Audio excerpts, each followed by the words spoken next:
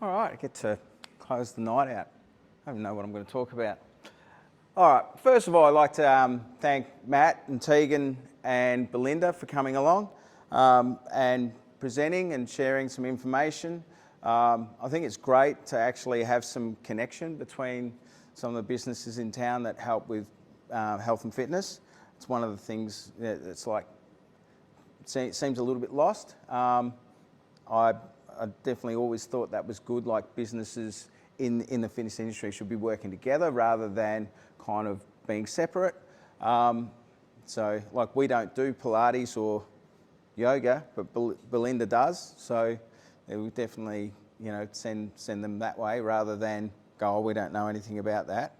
And, you know, Matt, we've worked with Matt, and I've been over and seen Adam a fair few times myself, and we've definitely sent people over that way. So it's like just that community, business community, as well as, you know, a fitness community in the area. That's probably the most important thing about today that we wanted to sort of get through.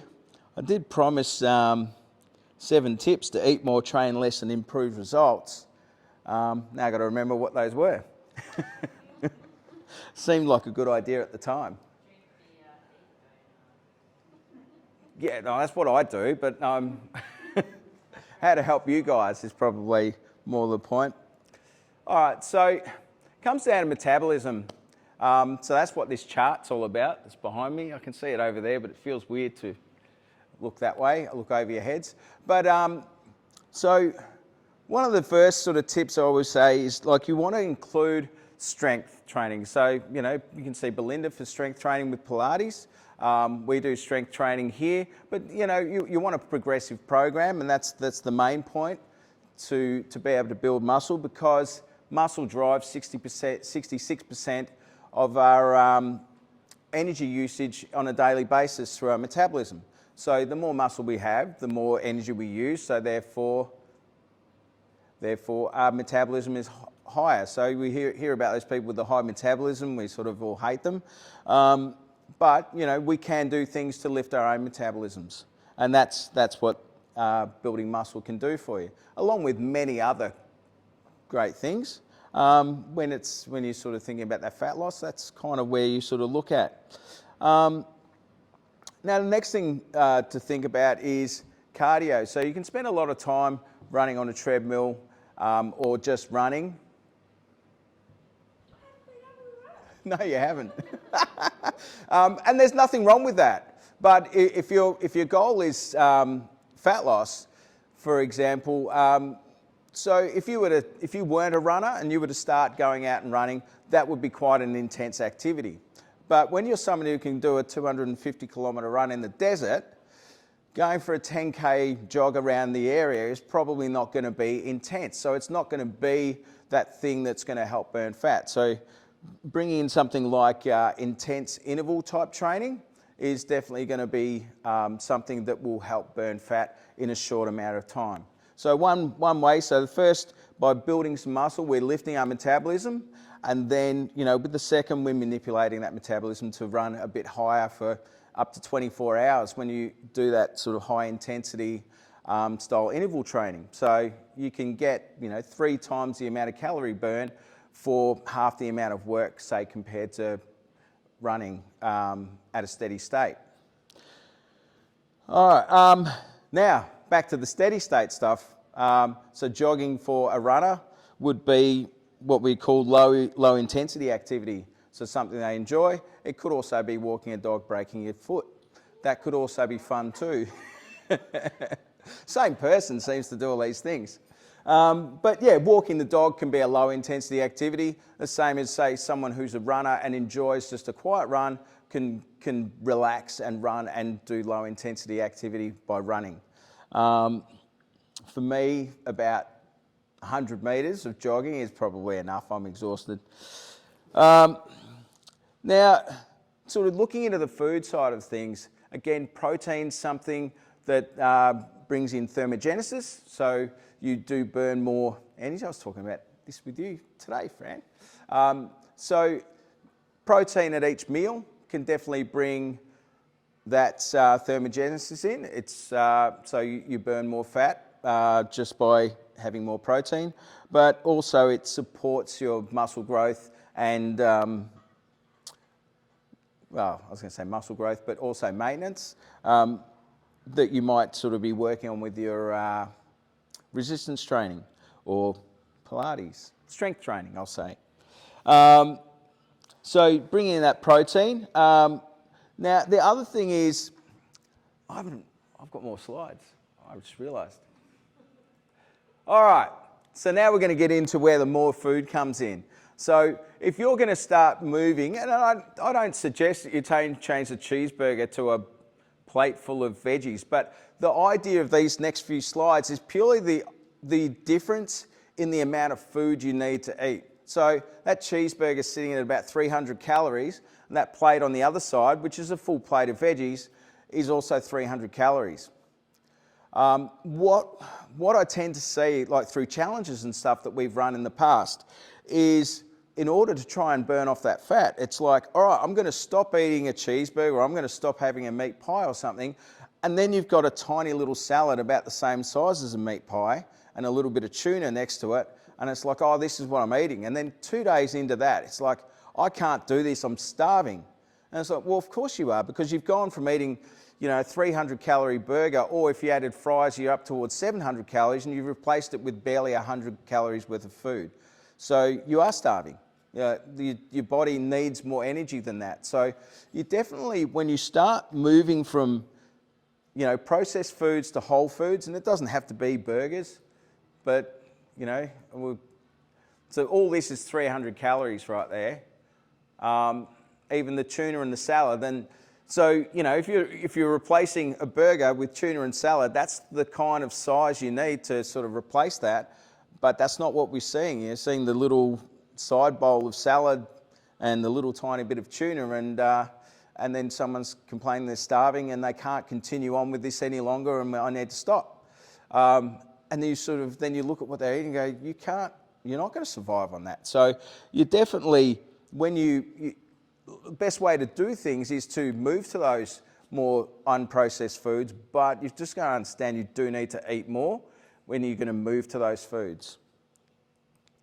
So even that, a steak and veggies, they could have cooked the veggies.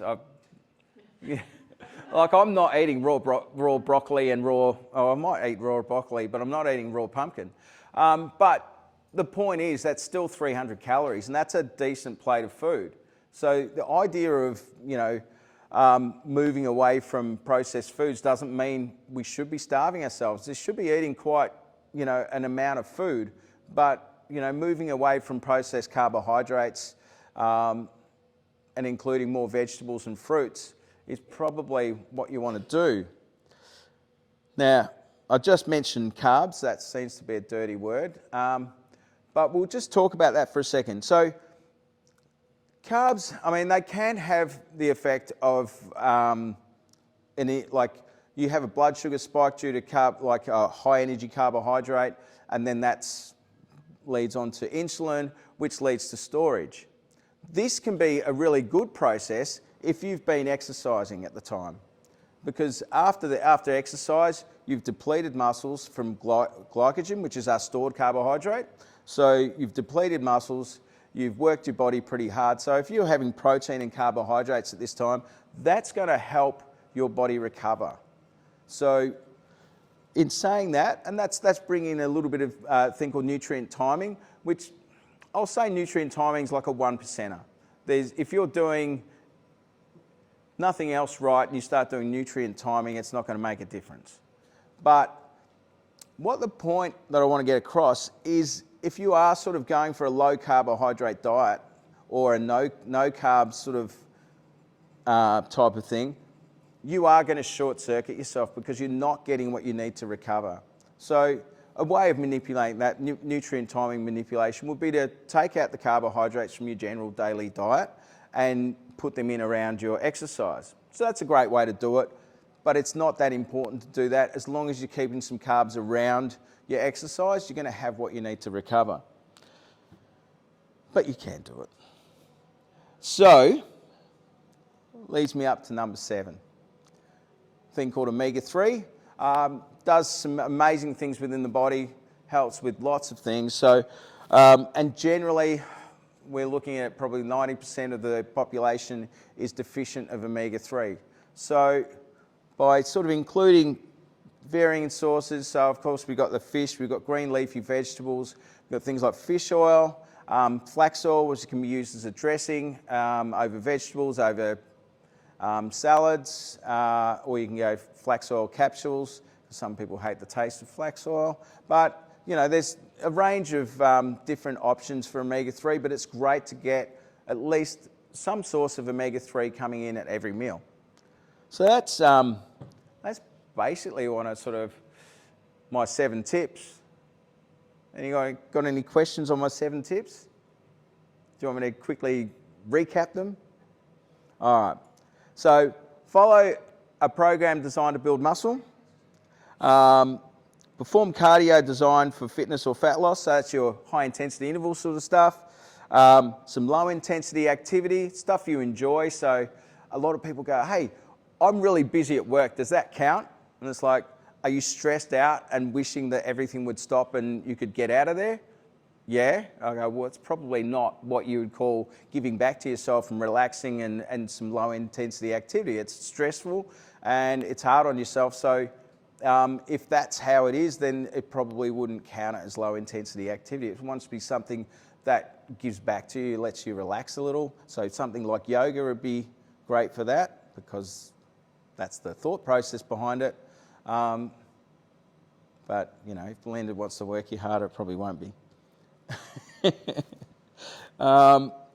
Eating protein at every meal, and that's just, it brings, as I'm not talking to any 20-year-olds, so that's all right.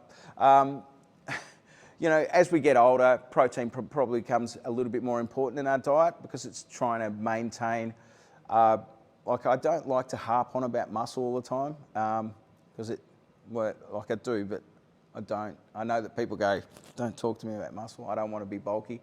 But we do start to lose it. After the age of 30, we start to lose muscle. In fact, between 30 and 60, you can expect to lose 7.5 kilo of muscle and replace that with 15 kilos of fat. That's just a natural process.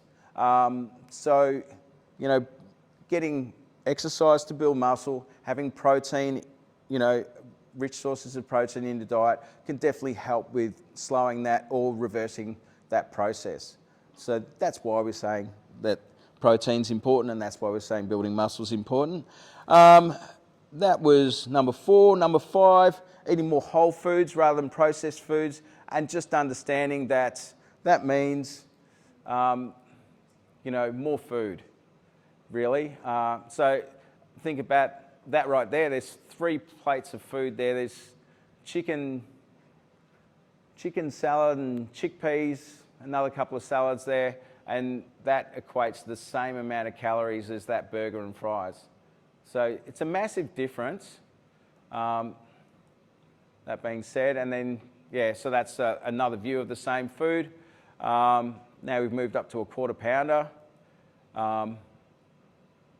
Yeah, so just a big difference. So 1,500 calories, like that's a quick snack for me if I go through Macca's on my way home from somewhere. And that's how much I'd have to eat on the other side of the slide there to equate to the same amount of energy intake. So very easy to eat that amount of food, very hard to eat that amount of food. All right, so that's, you know, eating more food when you go for less processed foods, including carbs around your exercise. I think that's more important than worrying about taking the carbs out. I know definitely for myself, I'll crash and burn because, you know, trying to use nutrient timing myself, I'm generally all right at it, but I'll get caught out where I just haven't allowed myself some carbs with a meal. And so you get a few workouts in, you get halfway through the week, and I'm just depleted. I just can't sort of keep working at the usual rate I would work at, and that's just due to not getting enough energy in around working out. So I think it's more important to make sure you're getting it around working out rather than trying to take it out everywhere else. So that's my tip there. And then including sources of omega-3. So that's my 7 tips recapped. How often should you be eating? Right, I did try and stay away from that, but meal frequency is another good thing. Look, some people will say 6 meals, and that's kind of in the ideal world, but most people can't eat 6 meals. The main thing is Maybe like how many hours between? you end up with about 2 to 3 hours between meals when you're doing it that way. But it becomes impractical. Some people can't, through work or school or whatever they're doing, they can't sort of get that regular.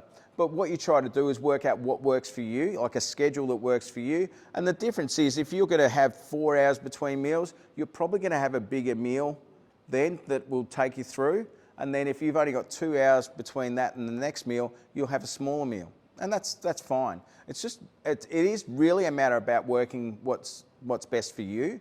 As I say, they like to sort of throw the 6 meals because you kind of go, all right, break it up into 6 points. It's nice and easy, but we very rarely live in a vacuum where there's no other influences on our life. So we tend to have to work out what works for us. So. Yeah, I tend to eat like scrambled eggs, poached eggs, and whatever before work. Doesn't matter what time I start work. Yep. Because I get hungry. Yeah. And I know it gets me through to my break. Yeah. If I just eat something lighter, I'm starving. Yeah, and that's where some of the things like cereals and stuff fall down in the morning, because they generally, you burn them up quite quickly. They'll actually cause a blood sugar spike, then you'll get the insulin release, and then your blood sugar gets pushed out of your blood, and all of a sudden you've got low blood sugar and you're like screaming for something to eat and you just want anything. So I suppose I'll touch on something like intermittent fasting, because a lot of people love that, and there's nothing wrong with it if it suits you. Someone like me, if I eat intermittent fast, those plates of McDonald's would be my first meal. And most people are budgeting that for their whole day, and that's going to be my first meal.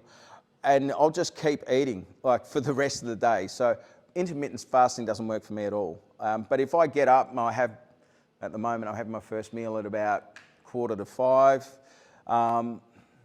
which is, I'm doing pre-packaged meals. So I get my Muscle Chef out and have my lemon chicken and pepper at 4:45 in the morning. And then eat again at about 9 o'clock, and then the day goes to all over the place. And I might get my meals in, I might not. Another easy way to get some nutrition in.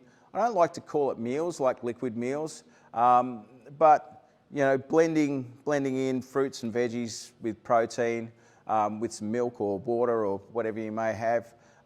It's got the nutrition value, I guess, of a meal, but you're still drinking it, so I still don't feel like it's a meal. But it's definitely, it's a much better meal replacement than, say, like a man shake or one of the pre-packaged powdered meals, because you're using real fruits and vegetables. You've got a good source of protein, which you don't tend to get in the pre-packaged stuff. So that's still an option for an easy fix of nutrition if you're on the go and you don't have much time. Or, trying to get the 6 meals in. It is very hard to eat 6 meals too. It's a lot easier to put in, a smoothie, as I prefer to call it like a smoothie rather than a meal or liquid meal. But it's much easier to put something like that in the sequence of your day than, eating 6 times. Yeah.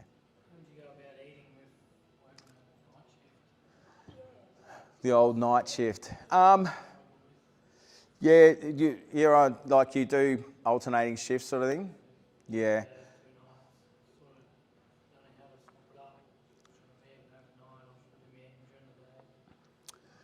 If you're sleeping in the day, you're better off to eat at night. Look, it's hard because it's like, I guess it's a personal thing, but for me, when I've done night shift, I eat as if it was the day. I'll just that's when I've got up, so I'll have, and generally my breakfasts aren't breakfast type food anyway. Or if it is, it'll be, eggs and bacon and tomatoes or something like that. So it's still quite a decent meal. And then I'll just eat normally from that point through. I do find, like, if I allow myself to get tired, my eating goes terrible because I just start craving everything. And that's just your brain. Like if your blood sugar gets low and, you know, the brain fuels itself with glucose, and as soon as your blood sugar's low, it's protecting itself. So it's craving anything that's going to get that blood sugar back up. So it's best to feed it before it gets to that point. And then you can make choices rather than be forced into them. Yeah, I was finding that. I was eating light through night shift. Yeah. Come home, get kids to school, and then go to bed.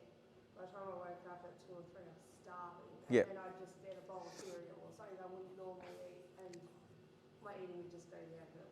Yeah. It's not.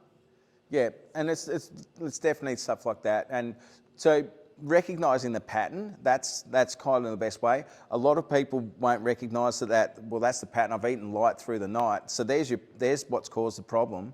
So that's what you kind of address, rather than try to go, oh, when I wake up, I'm not going to eat that cereal, because you're still going to be in the same position and you're just going to be craving it until you do it. Whereas if you sort of go, all right, well, I'm going to try eating like more, I guess, substantially through the night, then you should wake up and feel a little bit more normal. So generally when we have a problem time, say the 3 o'clock in the afternoon crash, well, the 3 o'clock in the afternoon crash isn't the problem we need to address. It's why we're getting to that situation. And that's how you kind of break all these habits. Yeah. With the nutrient time in there, would you try and get your carbohydrates in before the start of work? Or? Well, it depends on if you're purely trying to use nutrient timing, it comes down to when you exercise. So if you're exercising before work, then you're going to want to get your carbohydrates in around that exercise. But just the same, like when you're working night shift, if you find that you're getting lethargic and stuff, you just need to eat a little bit more substantially early on. And you may need, depending on the physicality of your job, you know, that might require that you need some carbohydrates in your day as well. So that's all dependent. I guess that's what, I guess that's how, when I was working with a coach, they're kind of assessing what I'm doing, rather than just going, oh, well, that's your workout. So what are you doing during the day, you know? And that does depend, because if you're quite active, then you may need to have more energy in your diet, and it's either your food's getting ridiculously big, or you might need to include some, you know, sweet potato, or, you know, some sort of carbohydrate that's going to give you that little bit more energy without having to consume a bucket load more of food as well. But yeah, all these different things that people come up with. Keto's probably the only one I'm not a huge fan of, just because I've seen a few people on it, and just the energy levels just aren't there. And one guy was almost delusional. He's going, yeah, no, I've got full of energy, and it's really, and he's like, are you there? And he's like, oh, no, I'm good. I'm like, oh, it's not looking good. But, you know, most of what's out there can work, and it's just whether it works for you or not. There's all these different things, you know, even paleo, it's still just another way of reducing energy intake. Yeah, it's got some few little bits and pieces connected to it, but at the end of the day, it's taking away processed foods. So straight away, that's bringing your energy intake down. So of course it works. There's many different ways to work. It's just trying to find the one that suits you best, one that you're more comfortable with. And that's if fat loss is your goal. As my blog says, I hate it. I'd rather eat donuts. Anyway, so anything else anyone wants to ask? No? I think we've made it to the end then. Thanks heaps for coming, guys, and thanks for coming, Tegan, Matt, and Belinda. And yeah, hopefully we'll do more.